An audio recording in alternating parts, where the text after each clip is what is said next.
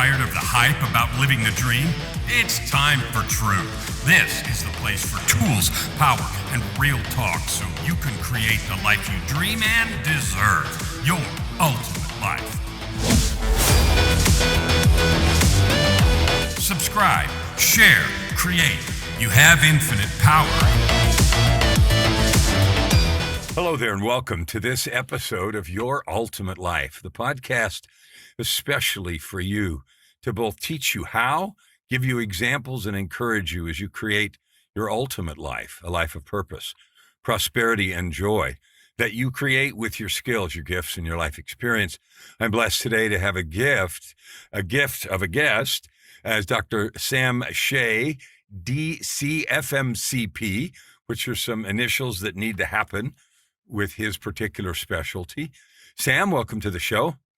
Thank you, Kellan. It's great to be here.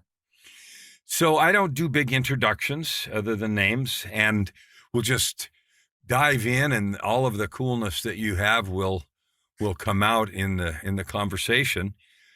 And so I'm going to ask you a question that is always top of mind for me, because people, we add something to the world. You know, by breathing, we add carbon dioxide. And if we haven't showered, we add body odor or whatever it is. I love talking to people who make choices to add good to the world. So without being modest at all, I'd like you to answer that question. How does Sam add good to the world?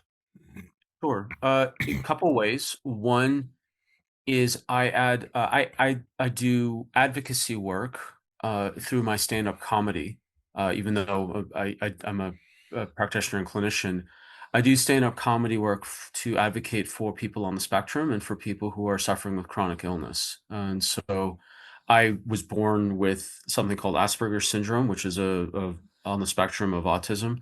And I put together a 1-hour show called Neurospicy, Love, Life, and Comedy on the Spectrum. That's available for free on YouTube because it's the 1 hour that I wish I had 40 years ago to share with my parents, my family, the school, the community, other gatekeepers, to explain how my brain worked and how I can better adapt and navigate the normie world. And I'm going to interrupt.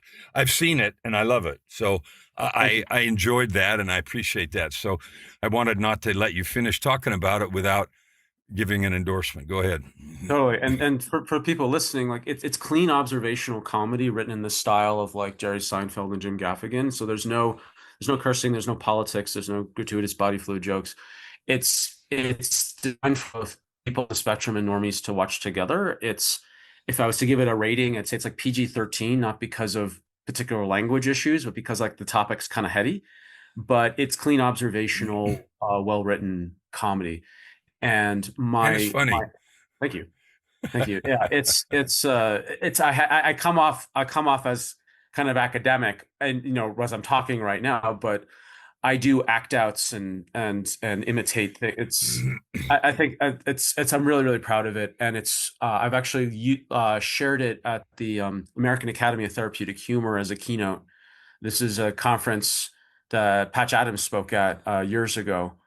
And it's an organization that's been around for over 30 years. And it was a group of like 250 doctors and whatnot. And it's like my dream is to share this section, share the reality of what it's like for people like us on the spectrum. But also it has a message and a kind of a to-do of how to better integrate us, and we all integrate together into society.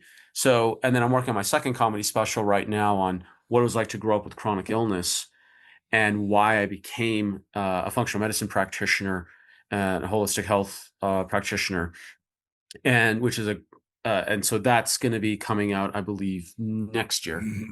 And which is a good segue into the other thing that I do to help bring goodness and elevate humanity as a whole is reducing suffering in terms of people's, whether suffering on their health, but also optimizing their performance. So when we're talking about health, there's actually two separate philosophies of health.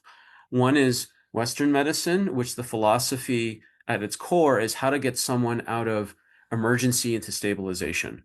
Western medicine came out of triage out of World War One of is the symptom the problem?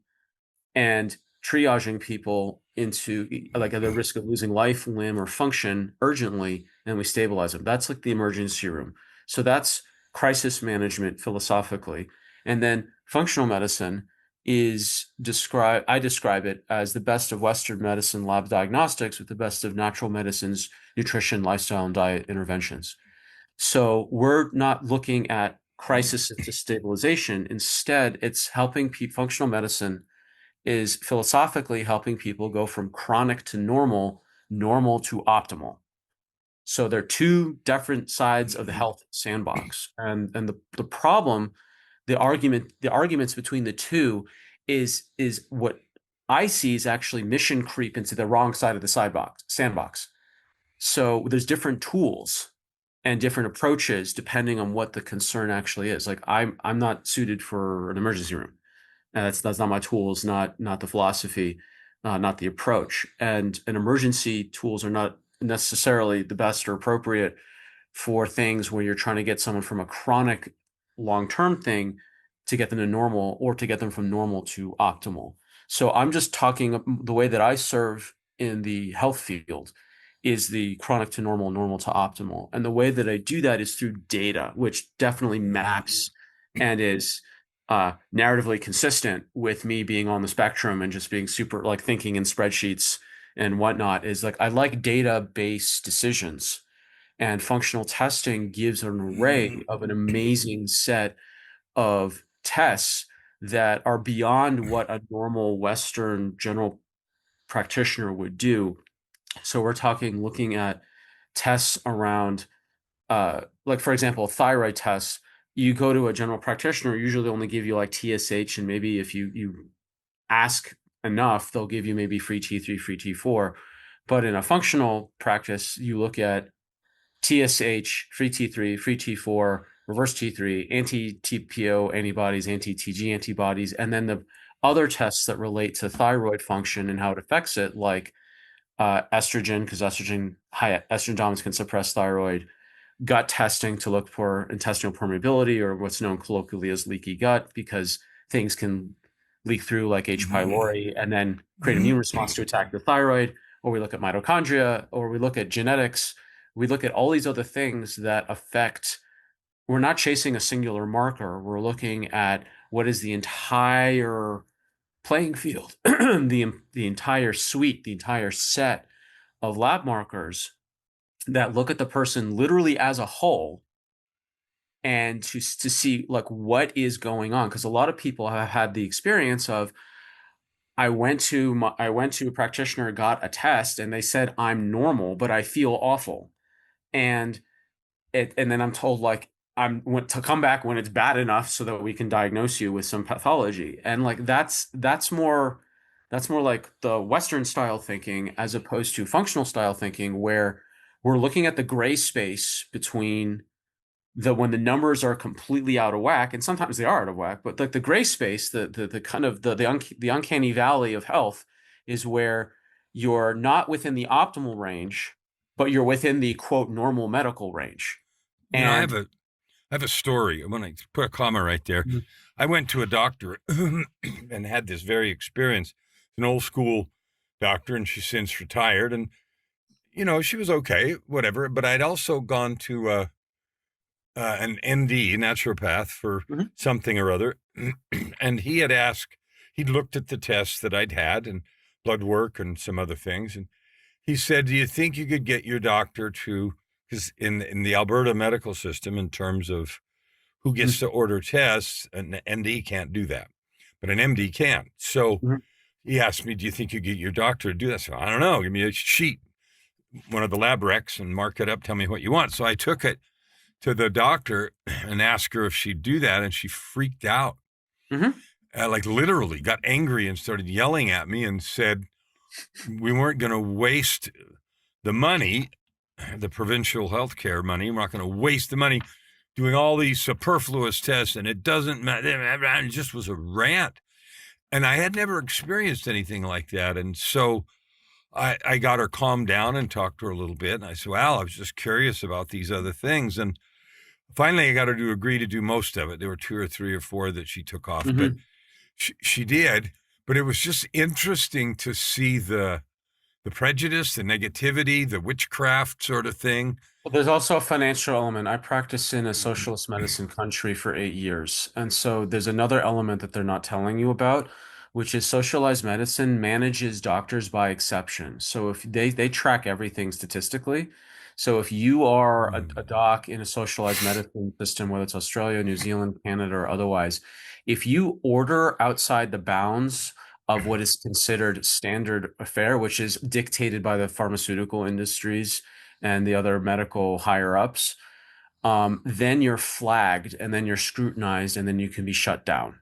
And so even if the tests you can do, you should be doing outside the normal quote standard of care, like what the naturopath asks you to do, there is a non-trivial risk to socialized medicine practitioners who order tests in the public sphere to be extremely to be shut down and scrutinized and at minimum just make their life deeply uncomfortable and time consumed from the scrutiny, even if it's appropriate to request it. It's just they manage by exception, and it's like basically getting audited by the professional body and the government together. It's like both of them together. Now you have the government and your medical body scrutinizing you. So there's a lot of eye of Sauron on doctors who work in the socialized medicine sphere to dare step outside the few markers they're allowed to run.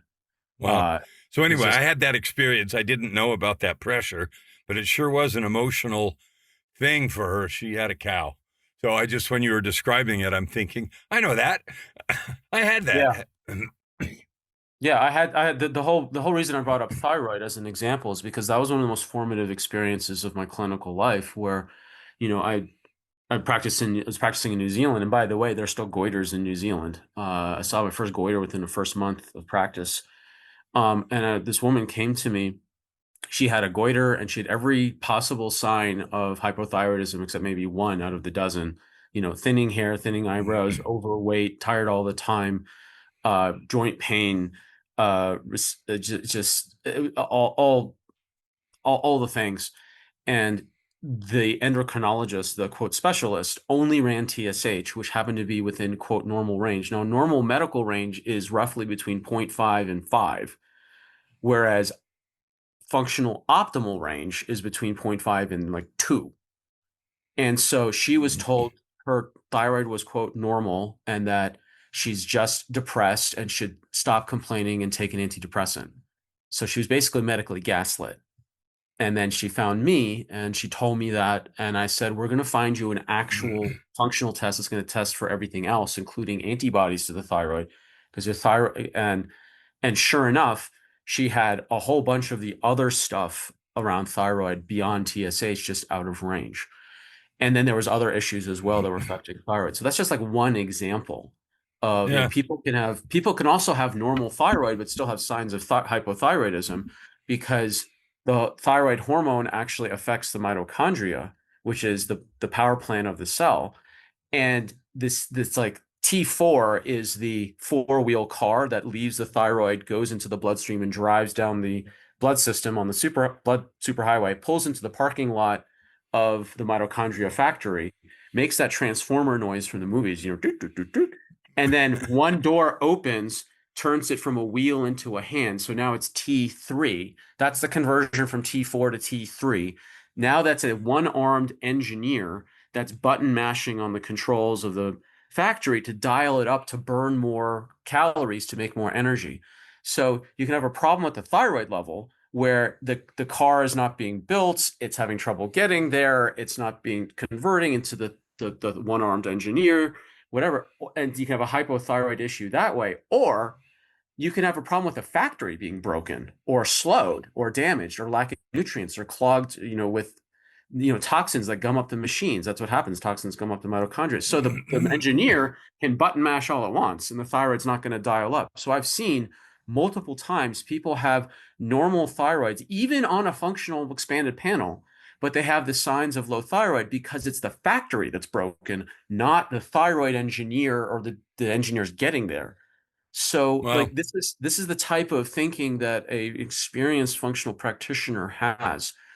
And and then you layer on additional things like genetics. Like genetics and mitochondria and gut and thyroid happen to be like specialties of mine.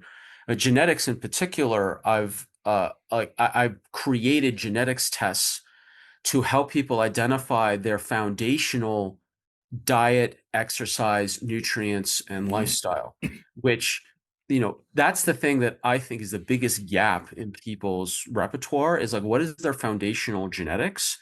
And whether people, for example, can be genetically tested nowadays to see if they're more suited for a keto style, paleo style, Mediterranean style, or even higher carb style diet. So people have heard these questions like, well, I don't know what to eat, and I should do this thing this day, and tomorrow the other thing, and another podcast says this, and then halfway through the podcast, it changes their mind. And it just gets all confusing. And the reality is that a foundational layer of determining your diet is what are you genetically optimized for? And now the genetics exist to tell what's your general carb tolerance. Also, the genetics of are you reactive to caffeine, like I was, caffeine induced anxiety and depression. So the people who think they're getting energy from caffeine, they actually just be getting a mild anxiety attack, and they're calling it energy. So some people like me are deeply sensitive genetically to caffeine. I quit coffee when I finally realized that I basically genetics has held me accountable. Some people are genetically sensitive to things like gluten and lactose and histamine, and alcohol and food intolerances. Other people are genetically vulnerable to overeating or over craving sugar or over consuming sugar. Some people may hear that, like, well, if I'm genetically vulnerable to that, I might as well give up and just pass the Twinkies. Like, no, if you know you're genetically vulnerable to the thing, then you now can control your environment, not your willpower. what I'm That's the thinking? benefit. What I'm thinking here as you say that, especially as you were talking about the different diets, and halfway through the podcast they change their mind or whatever.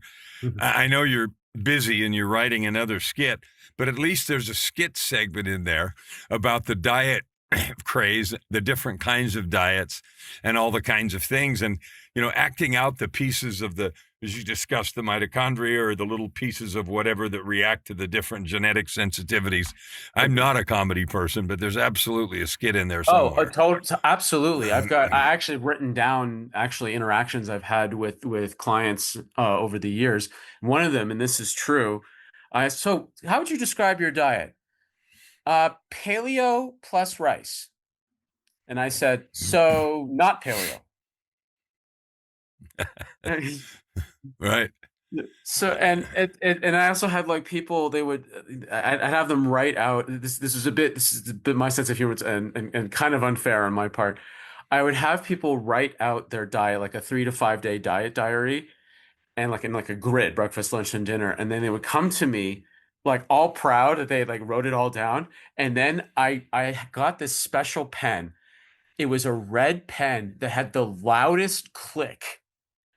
So then I would pick up their paper, put on a clipboard, and then I would go full school marm on them, look at it, look at them, take the pen, click it. It was a red pen, and then start circling, and they'd start sweating over all of it. It was just theatrics.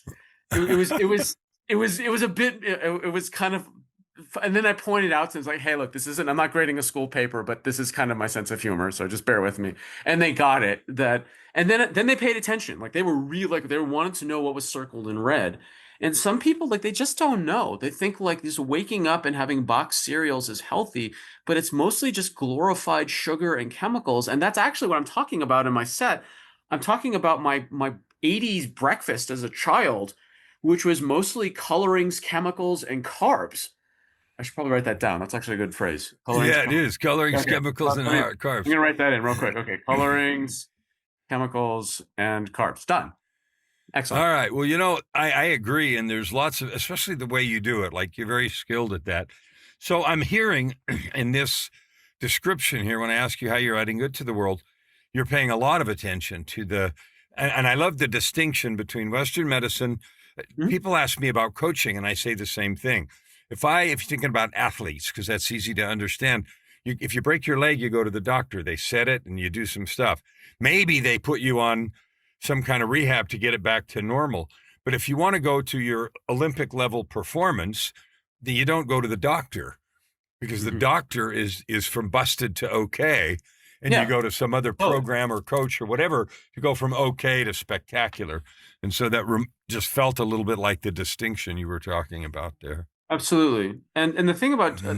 the thing about today versus like 20, 30, 40, 50 years ago and older is that we now have the testing. Like I said, the functional medicine is the best of Western medicine diagnostics with the best of natural medicine, lifestyle, diet, nutrition. We now have the testing to look at all these amazing markers like genetics, like mitochondria, so that we can now, based on data, optimize instead of playing this silver, chasing magic bullets and silver bullets games. Like, oh, I heard on a biohacking thing to try this goji berry juice you squirt up into your left nostril, but not the right because that would affect the breathing. Whatever. It's like there's all these different tools, whether it's supplements or exercise things or meditation apps or other hacks that are all really helpful in their own way if the person actually needs it for the time duration that it's effective. As so instead of people running and chasing after magic bullets, I would suggest people get a map of what is going on in your biochemistry. What is the map of your genetics? What's the map of your mitochondria? What's the map of your gut health? And then you can actually pull in efficiently and effectively and cost effectively the right tools that may sound like it worked, that all these other tools that people are recommending on whether it's podcasts, books, TV shows, whatever, they can all be useful, but only in the right context and in the right concert of other things, because some people need more than one thing and they can't just rely on the one thing that this worked for this one person and now they've made a whole business out of it.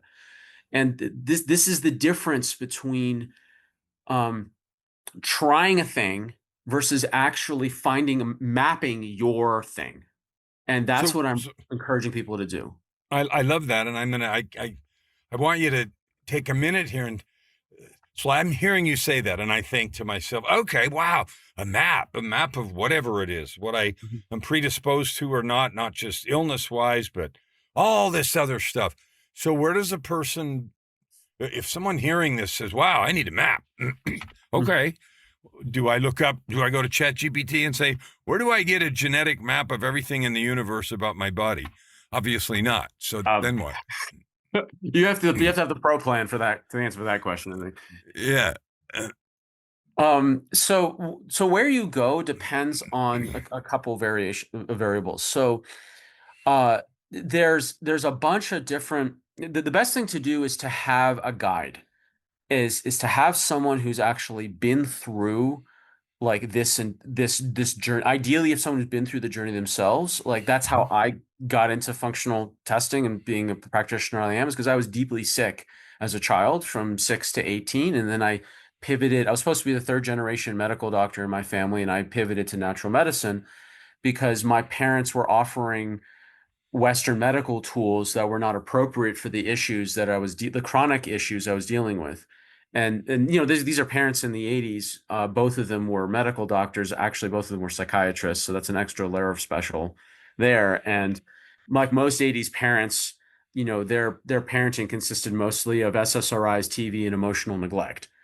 And I was basically being medicated into submission as opposed to actually looking at the diet, the lifestyle, the stress and the violence at school, the gaslighting at home, and all the chemical toxic. I got Lyme disease. I didn't know it till much later when I was younger, and mold exposure and all these other things that nothing was paid attention to. It was all just medicated into submission and stick in front of a TV. And the so I went into natural medicine because the Western philosophy was not appropriate for my particular case. And I, uh, what was the shift? How did you do that? Like if they did that and they were both doctors, psychiatrists, which was, head doctors and medical doctors, and they were obviously not intentionally trying to harm you or ignore you, but were doing the approach that they either thought worked or was right or whatever. What was the triggering event or set of events that said, wait a minute, there's got to be a way to do this better rather than just say, ah, this really sucks. I hope someday it changes. Like what happened? Two things. One is I met a mentor named Eliza Bergeson. She was a brain gym consultant, and it was a form of it's a form of kinesiology, and she helped me understand that the mind and the body are actually connected, and that I can rewire belief systems by working with my nervous system and how my body would react, and just kind of repatterning different aspects of my brain and my approach to belief systems. So one, I learned that I could change my belief systems. And number two is I read a book by a naturopath, actually, Dr. Bernard Jensen, Dr. Jensen's Guide to Better Bowel Care. And I had terrible, embarrassing gut problems as from this when I first had conscious memories when I was like 5, 6 years old. And I then learned that there's this entire field of natural medicine, and that I could actually do something about my gut health, uh, that by with a whole different set of tools that were available to me. And so between those two things, I was like, oh wow, there's an entire different field of medicine that. And I also got injured. I also got injured in a dive in a race dive when I was swimming in high school, and I went to see a chiropractor for my back pain. And then I saw like, oh, there's a whole physical medicine side of thing that's not involving surgery called chiropractic. So it's those three things that opened up my eyes. And then I went on to, do pre-med in college and holistic health practitioner study on the weekends and evenings. And then I got into a couple of post-grad acupuncture classes just to sit in on. I don't think I was really allowed to be there, but I did it anyway when I was in college. And just sat in and just learned. Didn't actually do any needles. Just learned some Chinese philosophy, medicine philosophy there. Then went on to chiropractic school. Got heavy into functional neurology while I was there. Then went into practice. Got an acupuncture degree, and then got really heavy into functional medicine and functional genetics. The whole time working on myself, and then working with very, very complex cases. And when people are looking to, there's two things to look for when people are trying to find how to find the map. There's two sets of maps. One is, does a person have a map for your lifestyle, and do they have a map for your labs? Like, do they have a way to actually look at and assess what's your lifestyle? Do they look at diet, exercise, sleep, toxic exposure, morning and evening routines? And usually they'll have some fun name like the triangle of health, or the 6 steps of this, or mine's the 10 pillars of health. It can be called the inverted hypotenuse of wellness. I don't care. They just have to have a map to understand your lifestyle. Then you have to have a map of labs, and there are 5 major lab categories. There's gut testing, there's hormone testing, there's mitochondria metabolism testing. Then there's the weird stuff. That's metals, molds, toxins, hidden infections. Then there's genetics. So those are the 5 categories. And there's like subcategories under each of them. Like in gut testing, there's the big general gut tests, and there's SIBO, and then there's food intolerances. Under hormones, there's adrenal, there's thyroid, there's sex hormones, there's melatonin. Under a mitochondria metabolism, you've got to look at organic acids, fatty acids, amino acids, blood sugars, liver markers, all that. And under the weird stuff, I mentioned mold, metals, environmental toxins, weird infections, Lyme disease. And genetics, you can break down into genes for optimal exercise and recovery, genes for optimal diet, carb tolerance, trigger foods, eating behaviors, genes for immunity, like vitamin D, zinc, and vitamin C, genes for longevity, health, and well-being. So these are the genes for inflammation, the genes for free radical damage scavenging, liver detox genes, methylation genes, cardiovascular genes. And you just want to have someone who has a map that can understand which labs are appropriate, and then under what lab categories, which specific labs. And then ideally they'd be married together, the lifestyle mapping and the lab mapping. And that's holistic medicine, both of those together. labs and lifestyle. It's totally appropriate to, if you need to, whether you're constrained or if you got other practitioners involved, like you can focus on labs or even specific labs with certain practitioners, but you really do want to get someone to coach you and work with you on your mapping of your lifestyle in conjunction with that. Sometimes you have to do one than the other, but as long as people conceptually understand, you want to have a map, a blueprint for lifestyle and for labs, and you put those together. Now you have a more holistic lens on your entire life. And when people do that, then they have a much better capacity and probability and enjoyment of living a joyful, effective life, like you opened up in the beginning.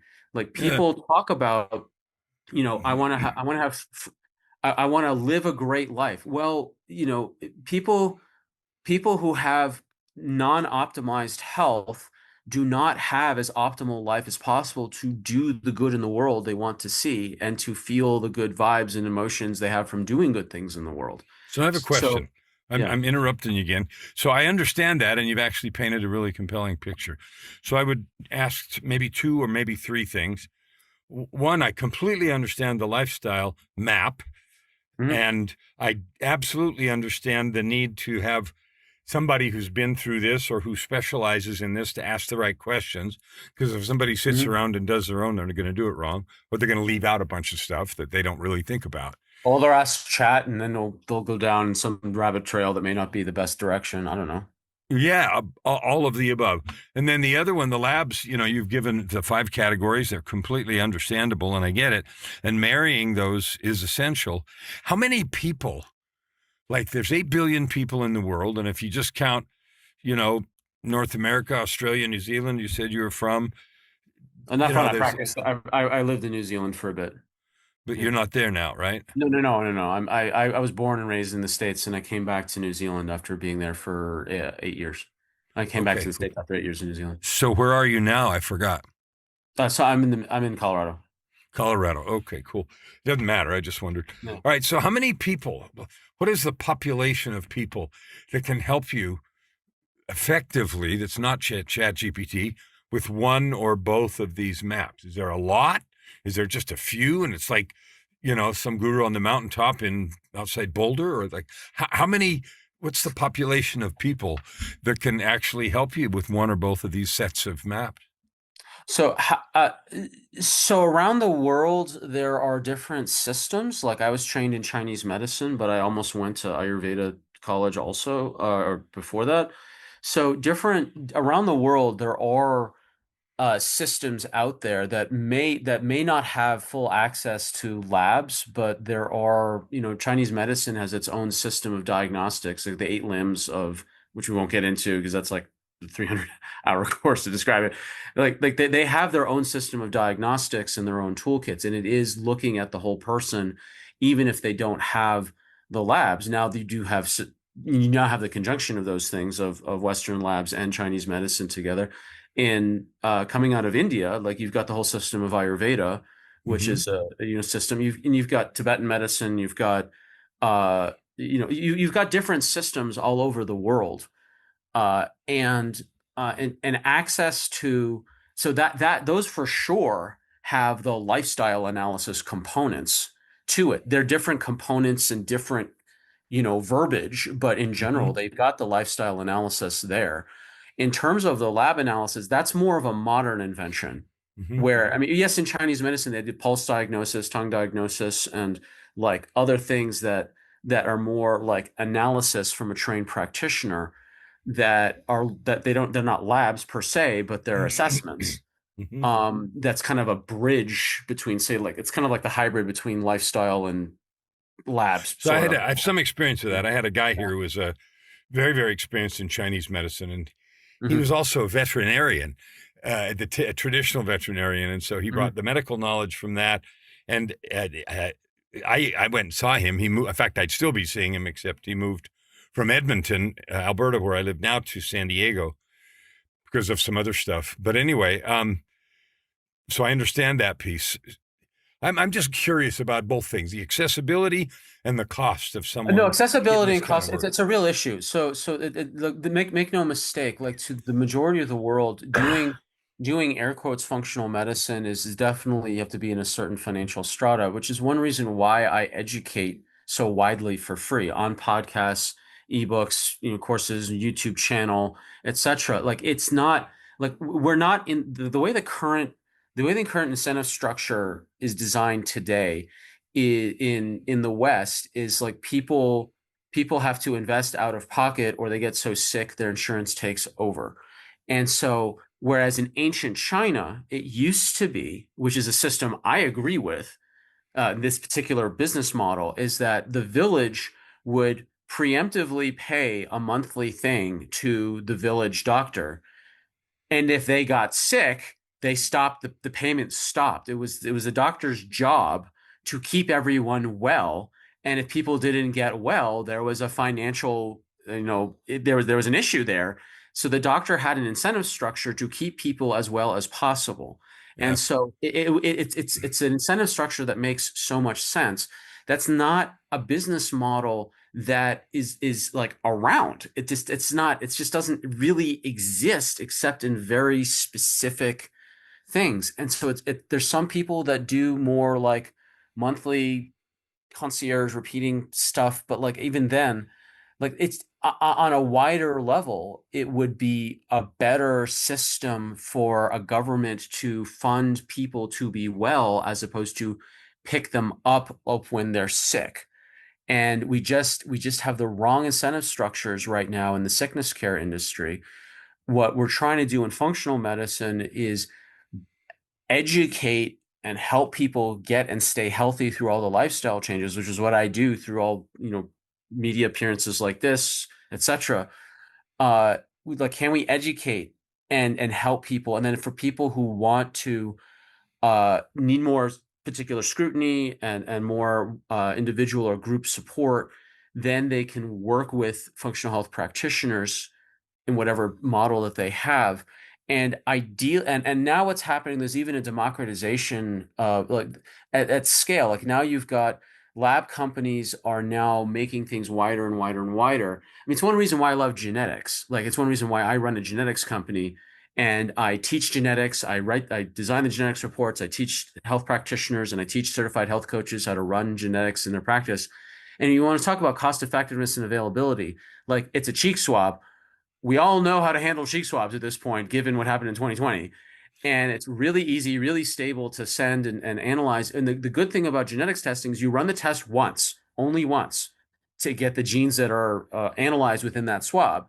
And then you've got the data and the recommendations for life. So going to your point about like accessibility and affordability, genetics is a test you run once and then you just amortize how many decades you plan on living, and the cost comes down to effectively nothing over the decades. Like it's really, really cheap relative to other testing that you have to repeat to check in on how you're doing on what is 3 months, 6 months, 9 months, 12 months, whatever.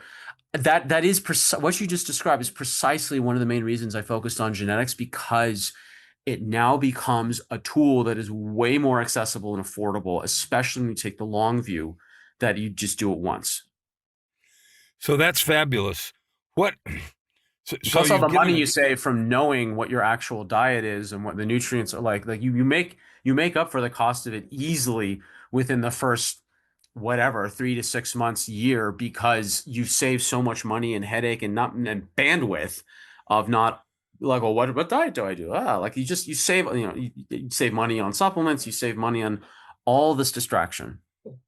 Well, I love that, and I think that's really, really good. What I'd like to do now um, is I'd like you to tell people where to find you. You've mentioned a lot of free resources on YouTube, so I want you to share that. But Mhm. and where your comedy thing is, but I also want you to share where your not free stuff is, so that if someone is moved to get a genetics test, and you're Mhm. not offering services to do all the labs, but the fifth one, which you said, which was genetics, sounds like something you do as a business model in Well, I do. addition. Well, I do the other functional labs as well. But the thing Oh, that I'm just emphasizing that's scaling out widely is yeah. genetics testing. So So, tell us how to find all of this stuff. sure. So the YouTube, we'll start there. Just put in YouTube, Dr. Sam Shay. It's DrSamShay. And if you just put my name, Dr. Sam Shay, into YouTube, you'll find my channel. You'll find, I've lost count of how many interviews I've been on at this point. And on my channel, there is a comedy playlist called Neurospicy. And that's where you'll see there's a 12-minute highlight reel. There's the full 1 hour show.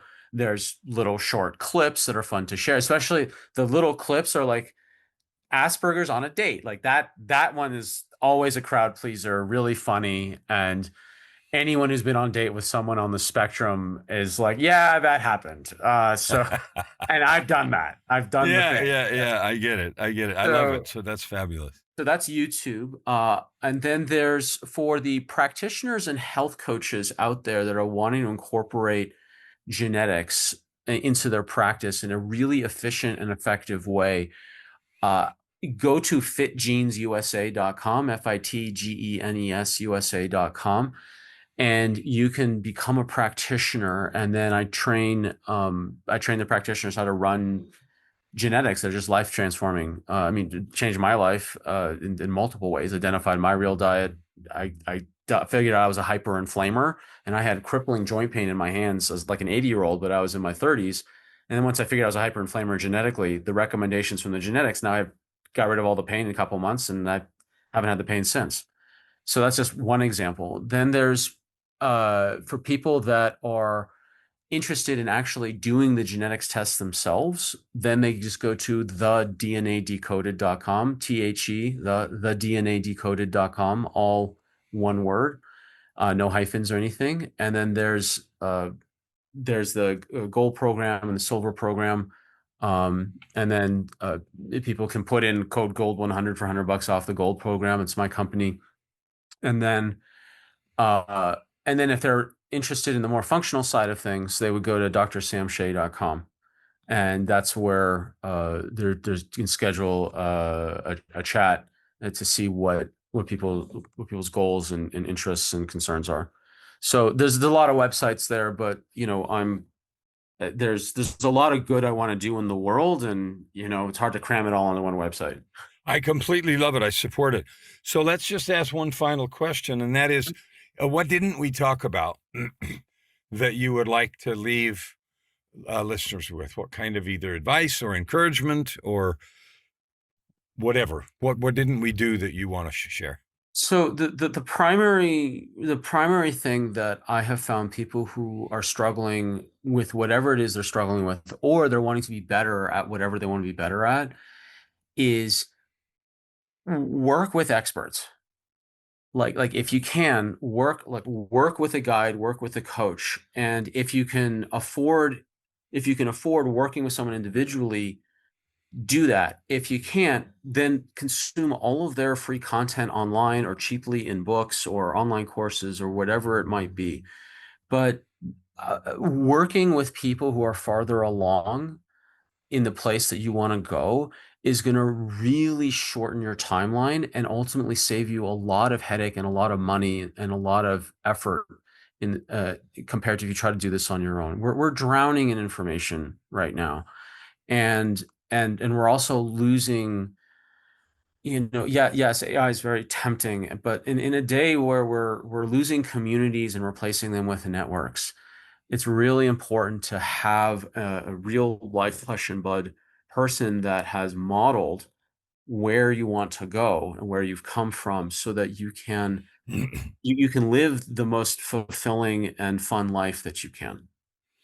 Thank you. That's fabulous advice, and I love we're replacing communities with networks. That's a nice visual. Sam, I want to thank you for sharing your heart, your obvious commitment and passion, and your love with us today. Thank you. Thank you, Kellan. Listeners, I want you to go back and listen to this. Sam said a lot. There's a lot of stuff. He gave a lot of websites. They'll be in the show notes. Yeah. But go back and listen to this, because he's speaking from a point of view of one who has walked the road and found the pitfalls and done the research. And that time compression thing is real and it's powerful. And it is one of the best ways to get moving on creating your ultimate life.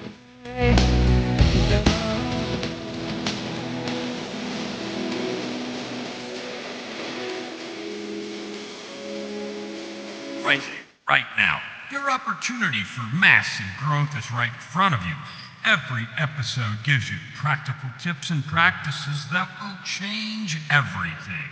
If you want to know more, go to KellanFluckigerMedia.com. If you want more free tools, go here, YourUltimateLife.ca.